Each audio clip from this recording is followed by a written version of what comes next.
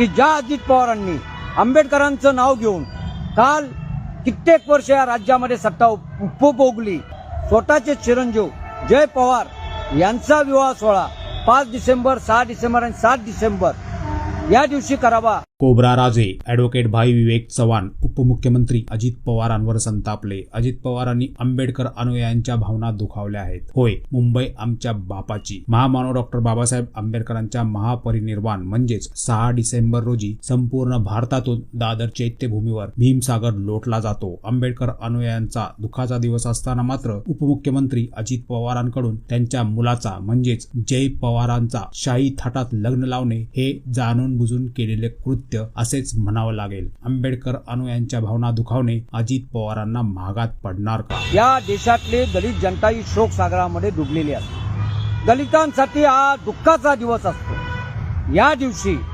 अजित पवारांनी आपले चिरंजीव जय पवार यांचा विवाह सोहळा आयोजित करावा की ज्या अजित पवारांनी आंबेडकरांचं नाव घेऊन काल कित्येक वर्ष या राज्यामध्ये सत्ता उपभोगली, आजही ते सत्ता उपभोगत आहेत आणि उद्याही आंबेडकरांचं नाव घेऊन सत्ता उपभोगण्याची आणि सत्ता मिळवण्याचं स्वप्न अजित पवार बघत आहेत। त्या अजित पवारांनी स्वतःचे चिरंजीव जय पवार यांचा विवाह सोहळा 5 डिसेंबर, 6 डिसेंबर आणि 7 डिसेंबर या दिवशी करावा ही सर्वात खेदजनक बाब आहे,